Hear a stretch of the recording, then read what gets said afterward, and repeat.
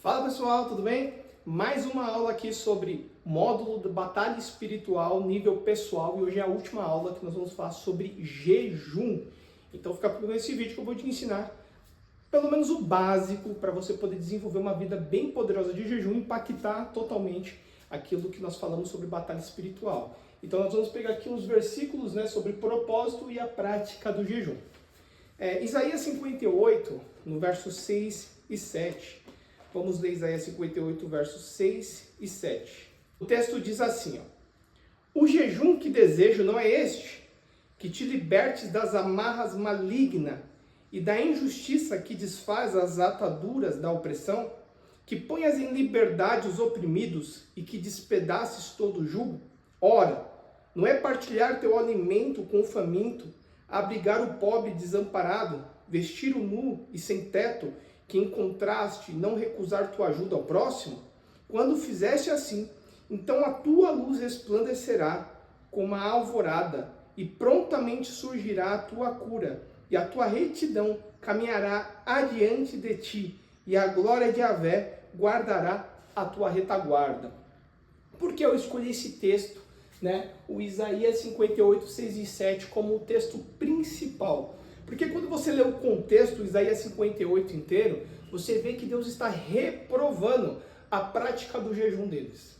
E como Deus reprovou? Porque não é só a privação da fome, porque eles estavam utilizando o jejum só para interesses pessoais. Então, quando eles queriam algo, eles buscavam a Deus através do jejum, só que tudo para interesse próprio. E Deus estava falando, estou recusando esse jejum. Porque isso não tem sido agradável, não tem sido um odor que chega ao meu trono como uma oferta verdadeira. Porque vocês estão interessados nos benefícios, usando o jejum somente para esse interesse. Porém, quando nós falamos de o próximo necessitar da ajuda, o oprimido precisar da ajuda, vocês oprimem eles. Desde ajudar, vocês estão oprimindo. Então, privam-se, jejuem. Não só o alimento, mas jejuem a sua própria vida. O que é jejuar a própria vida? É quando você deixa de pensar em você, deixa de fazer por você e faz pelo seu próximo. Isaías 58 fala que isso é uma forma de jejuar.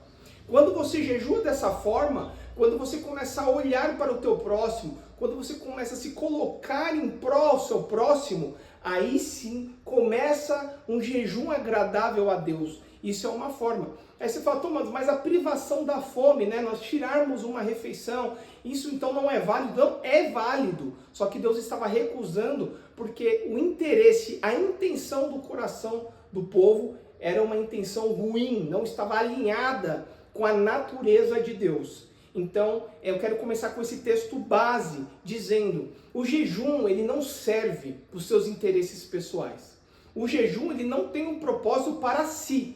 O jejum é para Deus. O jejum é para uma adoração. O jejum é para um crescimento espiritual. É para mortificar a tua carne, para que você consiga ir mais além nas regiões espirituais para servir o teu próximo. Então isso tem tudo a ver com a batalha espiritual, por quê? Quando você está jejuando em pró a sua nação, em pró a sua cidade, em pró ao seu bairro, em pró a sua família, buscando que aquele inimigo que está ali governando, aquele jugo está pesado sobre eles, e você começa a jejuar em pró dessas pessoas, em pró da libertação, em pró da cura, em pró dessas pessoas poderem conhecerem a Jesus, a salvação, aí sim, essa privação que você faz de fome se torna um jejum agradável, um jejum poderosíssimo. Porém, quando você começa só a fazer jejum para os seus interesses pessoais, infelizmente esse jejum não é agradável a Deus. Você tem que entender que Jesus disse, buscai primeiro o meu reino e as demais coisas serão acrescentadas. Você não precisa jejuar para ter resultados nessa terra. O resultado dessa terra vem conforme você está próximo do reino e do rei, tá? Então esse texto de Isaías é um texto muito bacana, para não ficar muito longo, depois lê na sua casa e você vai ter um entendimento melhor. E aqui, quando você pega Mateus 6, do 16 ao 18, Jesus repete a mesma coisa, porém com frases menores. Ele diz assim, quando vocês forem jejuar, não mostre que está jejuando para as outras pessoas, lave o rosto, unja a sua cabeça, se perfuma, e não deixe com que ninguém saiba do seu jejum. Por que Jesus pede para que o jejum deles fosse em secreto? Isso quer dizer que seu jejum tem que ser secreto? Não. Mas é porque o povo, os fariseus, quando jejuava, eles jejuavam, né, nas ruas, né, faziam um drama. Na verdade era um teatro que eles faziam, ficavam sem comer. E aí as pessoas ficavam olhando e glorificando esses homens. Porque, nossa, como ele é um homem de Deus, ele está jejuando. Ou seja, quando o jejum tem o interesse de você estar jejuando e mostrar para as pessoas, eu estou jejuando porque eu sou espiritual, é isso que Deus reprova. Deus reprova a arrogância, Deus reprova a soberba, Deus reprova esse tipo de orgulho.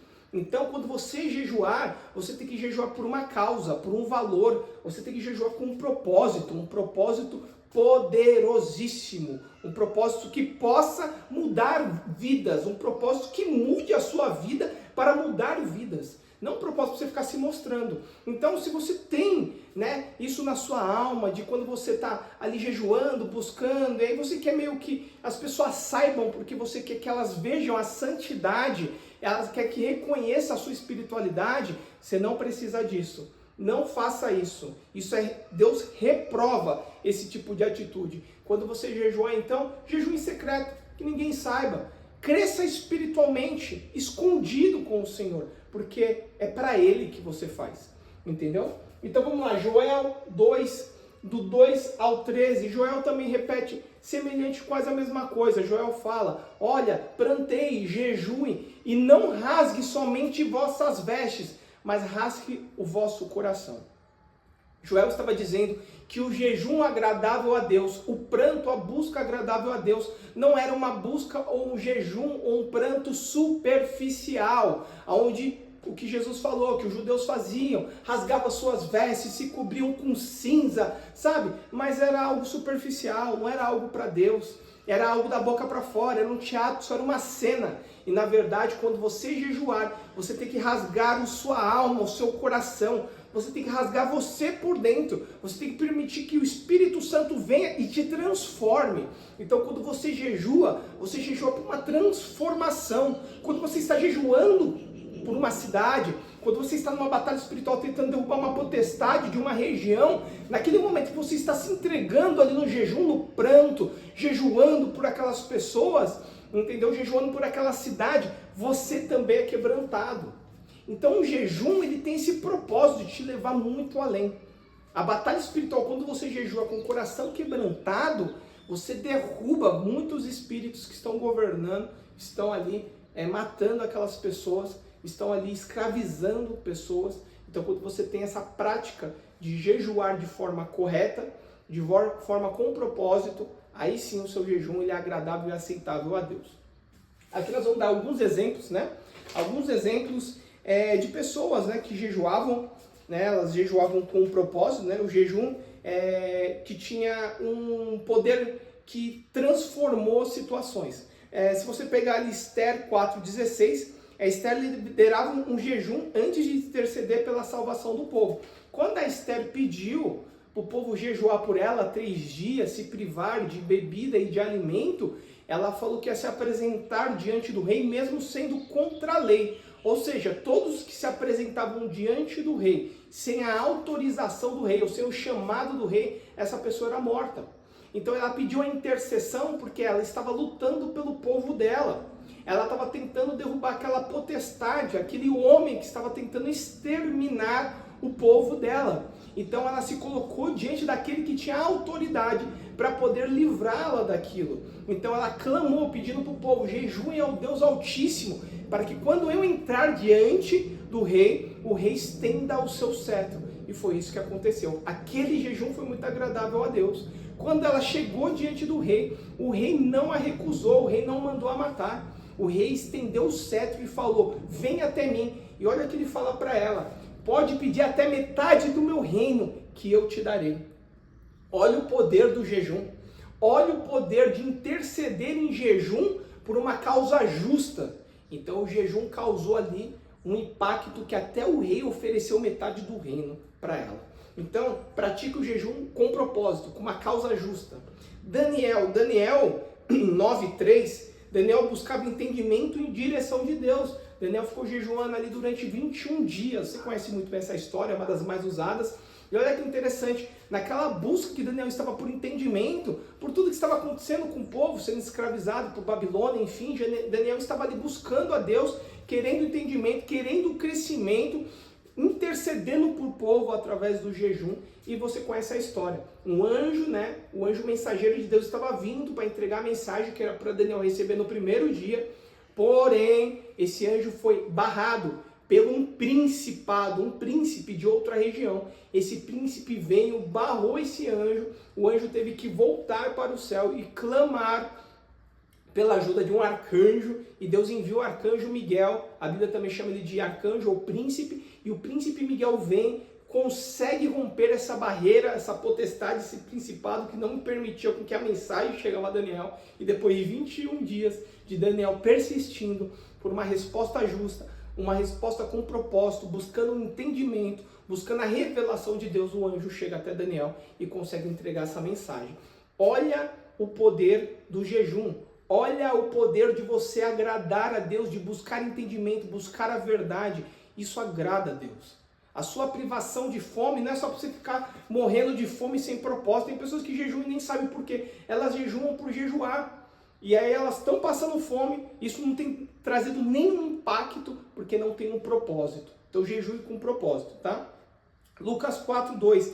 Jesus, ele jejuou 40 dias antes de iniciar e ingressar no seu ministério. Jesus jejuou 40 dias, Satanás veio até ele, afrontou Jesus, você conhece bem essa história, Lucas 4, e também está em Mateus 4, né? E Jesus é afrontado, Jesus luta ali, né, pela palavra, né, contra Satanás, derruba o Satanás ali através da palavra, mas Jesus estava 40 dias se preparando. Se eu não me engano é em Lucas ou é em Mateus, depois que acaba, os anjos servem Jesus, a Bíblia fala, e Jesus voltou no poder do Espírito para a Galileia. Então depois que Jesus jejuou, depois que Jesus afrontou, né, e venceu Satanás, né, Satanás afrontou Jesus, na verdade, Jesus foi e voltou no poder do Espírito. Por quê? Jesus voltou para libertar o povo. Então quando você jejua com propósito, você está se preparando para o ministério, se preparando para Deus te usar, para você ser, sabe, um canal de vida. O seu jejum libera poder. O seu jejum vai te empoderar com o poder dunamis, o poder do Espírito vai vir sobre você e você vai no poder do Espírito com uma palavra pregada com poder, com um sermão poderoso, com sinais e maravilhas que a palavra promete, demônios sendo expulsos, enfermos sendo curados. Por quê? Porque você jejuou por um propósito certo, que foi Jesus iniciou o seu ministério. E eu finalizo aqui, né, essa aula falando de Neemias.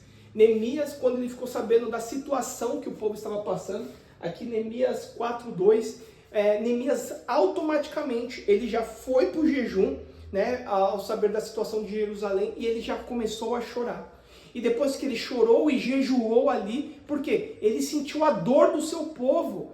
Ele estava ali, ele falou, não, meu povo está sofrendo. Ele começou a interceder através do jejum e da oração. E quando ali Neemias sentiu aquela causa, viu que tinha valor aquilo que ele tinha que fazer, aquilo agradava a Deus, ele pediu para o rei, porque o rei viu que ele estava triste, ele era copeiro do rei, o rei viu que estava triste, e aí ele falou, se o rei permitir, me dá algum tempo para eu restaurar o meu povo. O rei foi lá e falou, pode ir. Ou seja, ele foi, conseguiu a graça do rei, depois de ter jejuado e orado. Quando ele foi, inimigos se levantaram, mas o inimigo não foi mais forte do que o propósito, a causa que ele estava indo. Ele, junto com o povo, restaurou os portões e os muros de Jerusalém.